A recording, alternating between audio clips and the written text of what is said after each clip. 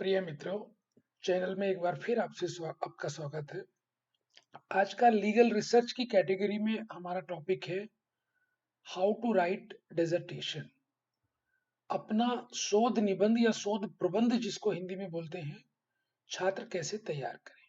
तो ये generally post graduate students को लगभग सभी एमए, एमएससी, एलएलएम किसी भी ब्रांच में आप पढ़ रहे हो आपको बनाना पड़ता है। कहीं पे इसको लीगल रिसर्च बोलते हैं, कहीं प्रोजेक्ट पेपर बोलते हैं, कहीं डिसर्टेशन बोलते हैं। बट लेस और मोर ये एक रिसर्च पेपर होता है जो आपको तैयार करना होता है, एक प्रोजेक्ट रिपोर्ट बनानी होती है। इसमें बहुत सारे हमारे पास कमेंट्स आए हैं क्योंकि स्टूडेंट्स को इसको बनाने में काफ़ी दिक्कत आती है। कॉलेज बहुत ज़्यादा इन्फॉर्मेशन प्रोवाइड नहीं करते हैं और बच्चों को मजबूरन ये मार्केट में प्रोफेशनल लोगों से फिर बनवानी होती है। प्रोफेशनल लोगों से बनवाने में प्रॉब्लम नहीं है। एक तो इसकी कीमत वो लोग 5 से 10 हज़ार के बीच में लेते हैं। दूसरे उसमें कोई क्वालिटी नहीं होती और उसमें कॉपीराइट होने का भी खतरा होता है क्योंकि वो सिर्फ नाम और रोल नंबर चेंज करके पिछली रिपोर्ट में थोड़ा बहुत चेंज करके दे देते हैं और कई बच्चों का रिजल्ट इसके चक्कर में रुक जाता है। पर अगर आप अपनी डिसर्टेशन अपने आप बनाते हैं तो आप बहुत कुछ सीखेंगे भी, आपको कॉन्फिडेंस भी आएगा और सबसे बड़ा फायदा ये होगा कि डिसर्टेशन के वाइवे के टाइम पे आपको कॉन्फिडेंस रहेगा और आप उसमें भी और अच्छे मार्क्स ले सकते हैं। तो चलिए आज हम सिस्टमेटिक देखते हैं कि आप जो कमिटेड स्टूडेंट हैं, आप बनाना चाहते हैं, वो किस तरह से इस वीडियो को देख करके अपना खुद का डिसर्टेशन, आपका अपना खुद का शोध शोध निबंध चाहे इंग्लिश में चाहे हिंदी में कैसे बना सकते हैं। तो अभी इसको हम समझेंगे बहुत सिस्टमेटिकली। पहले देखिए जो डिसर्टेशन होती है वो जनरली 3 पार्ट में होती है। 3 पार्ट में आपके सामने 3 पोर्शन है। एक है प्रिलिमिनरी पेजेस, प्रारंभिक पेज, दूसरा मेन टेक्स्ट जिसमें मेन रिपोर्ट होती है और लास्ट के एंड मैटर होते हैं या एंड पेज होते हैं। अब इनको हम इनको सिस्टमेटिकली देखेंगे। तो देखिए जो प्रिलिमिनरी पेज होते हैं वो जनरली होते हैं जैसे किसी भी बुक के स्टार्टिंग में प्रस्तावना, आमुख, प्रीफेस और विषय सूची ये सब होता है। इसी तरह से हमारे डिसर्टेशन में भी वो इनिशियल पेज होते हैं और इनको जनरली हम रोमन नंबर में पेज मार्क करते हैं। दूसरा होता है मेन पार्ट। मेन पार्ट का साइज होता है जनरली 100 से 140 या 150 पेज तक। वो हर एक कॉलेज अपनी गाइडलाइन में बता देता है कि 100 पेज से कम नहीं होनी चाहिए या इतने पेज से कम नहीं होनी चाहिए। ये मेन पार्ट होता है जहाँ पे जो भी आपने रिसर्च करी है या जिस सब्जेक्ट पे आप प्रोजेक्ट बना रहे हो उसका मैटर मेन पार्ट में होता है। और लास्ट में होता है एंड मैटर। एंड मैटर में क्या होता है, बिब्लियोग्राफी होती है या जो आपने फॉर्मेट वगैरह यूज किए हैं, जो डाटा आपने कंपाइल किया है, सर्वे रिपोर्ट के डॉक्यूमेंट आपने बना के रखे हैं, वो सारे के सारे डाटा को आप लास्ट में लगाते हैं और इसकी इसकी पेज सूची भी आप क्या करते हैं, रोमन नंबर में लिखते हैं। तो यहाँ पे ध्यान देने वाली बात है, प्रारंभिक पेजों को भी आप रोमन नंबर में पेज नंबर देते हैं और लास्ट वालों को भी रोमन नंबर में देते हैं। पर जो मेन पार्ट होता है उसको मेन काउंटिंग में 1 2 3 से लेकर के जितना भी लास्ट तक जाता है उसमें देते हैं। अब हम आपको ये भी बताएंगे कि आपको हिंदी में बनाना है तो हिंदी में हम सैंपल डिसर्टेशन आपको अगर चाहिए तो कैसे आप हमसे ले सकते हो, और इंग्लिश में चाहिए तो उसको भी आप कैसे हमसे लेके देख सकते हो और देखने के बाद में अपनी बना सकते हो। उसके बाद में हम आपको बताएंगे। तो चलिए अभी आगे देखते हैं कि प्रारंभिक पेजों में क्या क्या होता है। तो प्रारंभिक पेजों में मेनली ये चीजें होती हैं जो आपके सामने है। Title page, declaration, certificate, acknowledgement, abbreviation, table of citation और टेबल ऑफ कंटेंट। तो यहाँ पे जो हमने मसाला लिया है बेसिकली एलएलएम के डिसर्टेशन पॉइंट ऑफ व्यू से लिया है और हम एक सैंपल टॉपिक लेके चलेंगे और स्टेप बाय स्टेप उसमें क्या क्या करना है वो हम बताते चलेंगे। तो चलिए देखते हैं one by one. Title page वैसे वैसे भी सबसे पहला पेज होता है और जो बाइंडिंग होती है, बाइंडिंग के कवर पे भी यही टाइटल पेज होता है। अब सैंपल के लिए किस तरह का होता है आप यहाँ देख लीजिए स्क्रीनशॉट पे। यहाँ पे हमने डोमेस्टिक वायलेंस लॉ का टॉपिक लिया है। Domestic violence law a judicial weapon for protection of women. घरेलू हिंसा का जो नियम है, अधिनियम है, वो किस तरह से लेडीज के लिए या महिलाओं के लिए एक न्यायिक हथियार के रूप में देखा जाता है, उसका एक टॉपिक लिया है। और यहाँ पे यूनिवर्सिटी का सिंबल होता है, उसके बाद कॉलेज का नाम होता है और ये लिखा जाता है कि आप एलएलएम की रिक्वायरमेंट के लिए इसको कर रहे हो। और इसमें बाईं तरफ कॉलेज के प्रिंसिपल या जो आपके एचओडी होते हैं वो उनका सुपरवाइज्ड बाई में नाम होता है, उनकी पोजीशन होती है, कॉलेज का नाम होता है, और लेफ्ट साइड में आपका नाम होता है कि किसने इसको सबमिट किया है, उसका रोल नंबर और उसका एनरोल नंबर, और लास्ट में यूनिवर्सिटी का नाम और ईयर होता है। तो ये होता है सबसे पहला पेज या टाइटल पेज। इसके बाद आता है डिक्लेरेशन का पेज या घोषणा का पेज। डिक्लेरेशन बहुत सिंपल है, इसमें आप अपने नाम के साथ ये बताते हो कि मैं इस कॉलेज का छात्र हूँ और मैंने इस प्रोजेक्ट रिपोर्ट को बनाने के लिए कहीं से कोई भी अनऑथराइज मटेरियल नहीं लिया है, कोई भी कॉपीराइट का आपने वायलेशन नहीं किया है, और आपने अगर कहीं से कुछ कोट किया भी है तो उसको फुट नोट में और वोकेबुलरी में उसको मेंशन किया है। बस आपको इतना लिखना होता है और ये एक पेज का ही होता है। तो यहाँ से भी आप सैंपल ले सकते हैं, या जो रिपोर्ट आप हमसे लेंगे डिजर्टेशन की उससे भी आप ले सकते हैं। तीसरा होता है सर्टिफिकेट। सर्टिफिकेट जनरली आपको कॉलेज से प्रोवाइड कराया जाता है। कॉलेज का जनरली एचओडी या प्रिंसिपल अपने बिहाफ पे ये सर्टिफिकेट इशू करता है।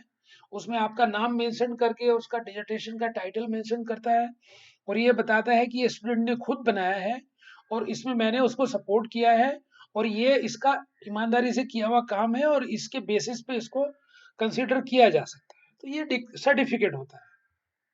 इसके बाद में होता है एक्नॉलेजमेंट। एक्नॉलेजमेंट में आप आपकी तरफ से एक्नॉलेजमेंट होता है, आप उन सब लोगों को, कॉलेज के प्रिंसिपल को, टीचर को, उन सबको धन्यवाद देते हो कि इन लोगों की मदद से मैंने ये डिजर्टेशन बनाई है, और अपनी फैमिली मेंबर या फ्रेंड में भी अगर किसी ने आपकी हेल्प की है तो उनका भी नाम आप इसमें मेंशन कर सकते हो।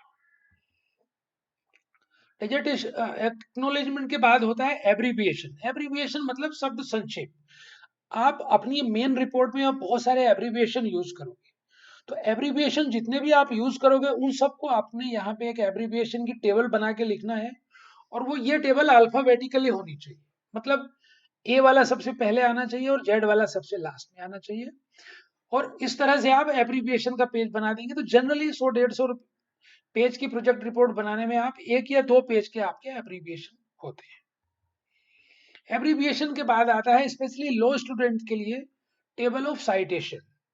टेबल ऑफ साइटेशन का मतलब होता है वो सारे केस, वो सारे मुकदमे जिसपे सुप्रीम कोर्ट, हाई कोर्ट ने जजमेंट दिया है और आपके इस टाइटल के बारे में और कुछ क्लैरिटी दी है, उनको जब आप अपनी मेन रिपोर्ट में लिखते हो तो उसको भी यहाँ पे आप सेलेक्ट करके अल्फाबेटिकली लिखते हो।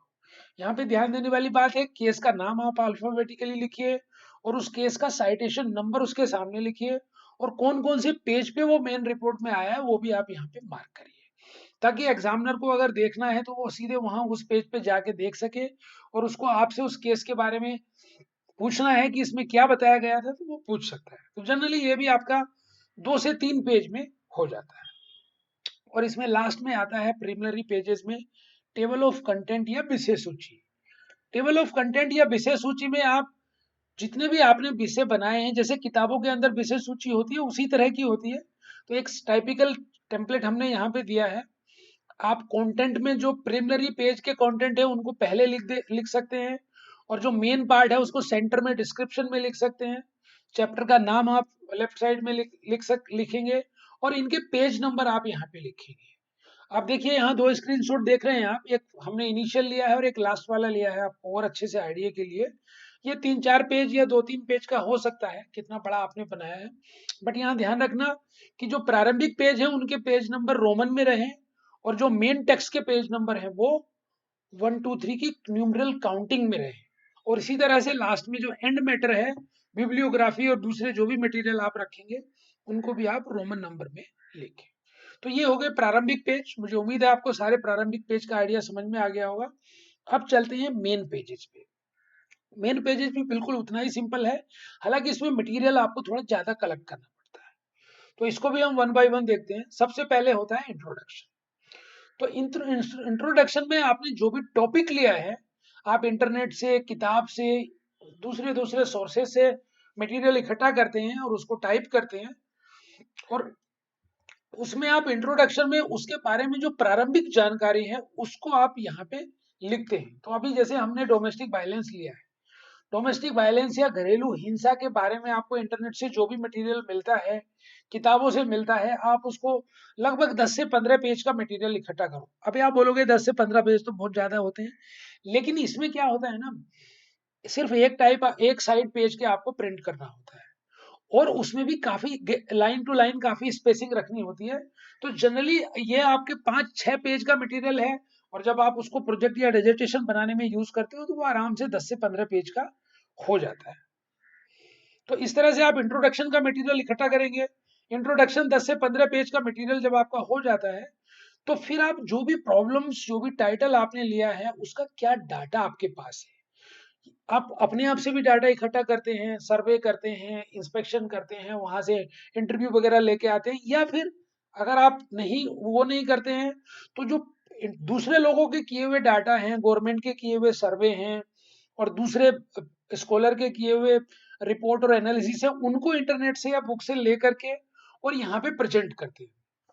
तो दूसरा जनरली आपका टॉपिक होता है उस टाइटल से रिलेटेड स्टैटिक्स या एनालिसिस।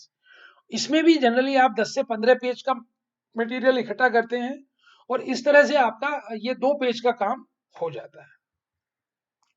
अभी आता है डिटेल्ड एक्सप्लेनेशन। तो आपने देखिए इंट्रोडक्शन लिख दिया, उसके बाद में वो प्रॉब्लम्स कितनी बड़ी है उससे रिलेटेड आपने स्टैटिक्स या एनालिसिस कर दिया। अब आप उसका डिटेल एक्सप्लेनेशन करते हैं। डिटेल एक्सप्लेनेशन में काफी चीजें इंट्रोडक्शन से भी आती हैं, काफी स्टैटिक्स और एनालिसिस से भी आती है, लेकिन एज इट इज नहीं आती।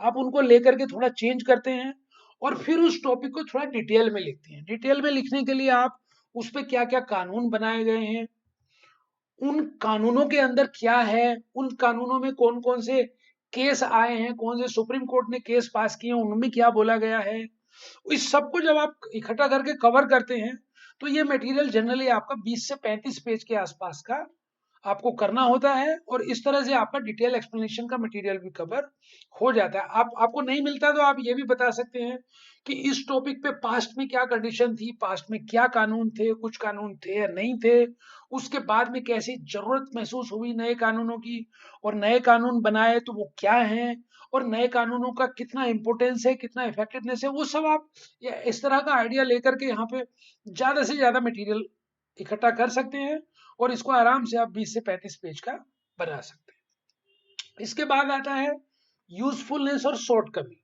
अब मान लिया घरेलू हिंसा की बात करें, तो घरेलू हिंसा हर भारतीय घर की एक प्रॉब्लम है, और जो सर्वे कहता है नेशनल फैमिली हेल्थ सर्वे, वो ये बोलता है कि इंडिया के अंदर हर तीसरी महिला के साथ घरेलू हिंसा होती है।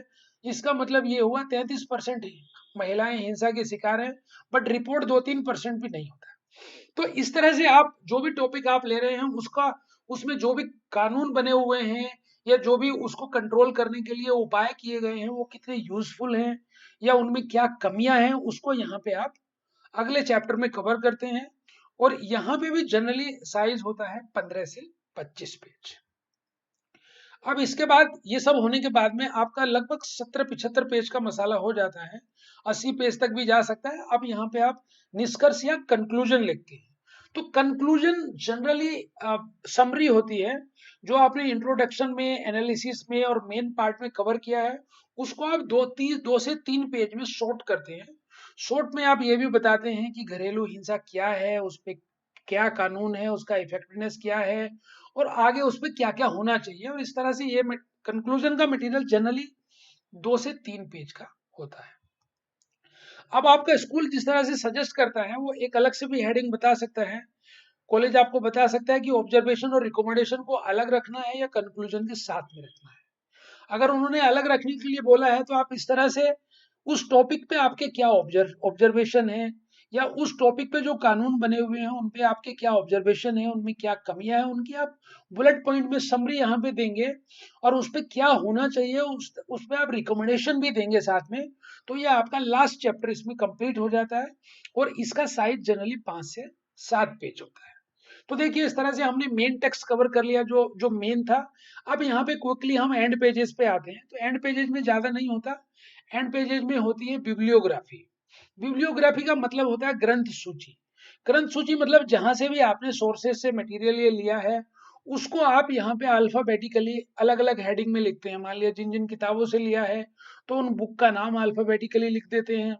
जिन-जिन कानून की किताबों से लिया है, एक्ट या बेयर एक्ट से लिया है, तो स्टैट्यूट की कैटेगरी में लिख देते हैं। फिर रिपोर्ट या एससीए या किसी पेपर से लिया है, किसी मैगज़ीन से लिया है, तो वहाँ पे उसके टाइटल के नीचे लिख देते हैं। और जहाँ आपने वेबसाइट से मटेरियल लिया है, तो आप वेबसाइट में तो अल्फाबेटिकली जनरली होता नहीं है, तो आप वेबसाइट में सीरियल नंबर दे करके जितनी भी वेबसाइट से आपने मटेरियल लिया है वो यहाँ पे बिब्लियोग्राफी में कवर कर देते हैं। और इसके अलावा एनेक्स्योर में आप कुछ देना चाहते हैं, जैसे फ्रीक्वेंटली आस्क्ड क्वेश्चन होते हैं उस टॉपिक पे, एफएक्यू वगैरह, वो आप यहाँ पे दे सकते हैं। और इसके अलावा आपने जो भी कंपाइलेशन करने के टाइम पे टेक्निकल डाटा, कोई फॉर्म वगैरह भरे हैं, सर्वे के कोई डॉक्यूमेंट बनाए हैं, उन सबको भी आप एनेक्स्योर में टेक्निकल डाटा या रिकॉर्ड की फॉर्म में दे सकते हो। कई बार ऐसा भी होता है कि जो टॉपिक आपने लिया है उस पे कोई एक्ट अवेलेबल है, कानून अवेलेबल है, तो आप उस बेयर एक्ट को भी एज इट इज उसकी सॉफ्ट कॉपी को इसमें लास्ट में एंड पेज में लगा देते हो। तो इस तरह से आपने देखा कि हमने पूरी तरह से ये टॉपिक कवर कर लिया, जिसमें प्रारंभिक पेज, मेन पार्ट और एंड मैटर सब आ गए। तो आप एकेडमिक पॉइंट ऑफ व्यू से आप इसको देखने के बाद में आप प्रोजेक्ट रिपोर्ट या डिसर्टेशन अपना बना सकते हो। लेकिन आप में चूंकि ये कंप्यूटर में बनाना होता है तो कुछ इशू आएंगे इसमें। जहां जहां पे आपको बीच में कोई केस ला या कहीं का कोई रेफरेंस देना होता है, तो फुट नोट इंसर्ट करना होता है। तो फुट नोट कंप्यूटर में इंसर्ट करना बहुत ईजी होता है, आप किसी भी कंप्यूटर जानने वाले से पूछ सकते हैं। लाइन स्पेसिंग कैसे देनी होती है, फॉन्ट साइज कितना या कैसा रखना होता है, वो आपका कॉलेज बताता है। लेकिन आपको अगर इन सब में कोई भी इशू आता है तो आप कमेंट बॉक्स पे लिखिए, हम आपको गाइड करेंगे कंप्यूटर से रिलेटेड कोई भी इंफॉर्मेशन में किस तरह से आपको सेट करना है, ताकि आप इंडिपेंडेंटली भी अगर बनाना चाहें तो आप इसको बना सकते हैं। और आपको और अधिक मदद के लिए आपको अगर हिंदी में पूरी की पूरी डिजर्टेशन की सैंपल कॉपी चाहिए या इंग्लिश में सैंपल की डिजर्टेशन की कॉपी चाहिए, तो आप navendrasisodia@gmail.com पे आप मेल कर दीजिए, हम आपको उसकी कॉपी भेज देंगे। तो आपको अगर ये वीडियो अच्छा लगा है तो आप सब्सक्राइब करिए, लाइक करिए और कमेंट्स करिए। और आपका कोई भी इसमें क्वेश्चन है तो आप उसको लिखिए, we will be happy to reply.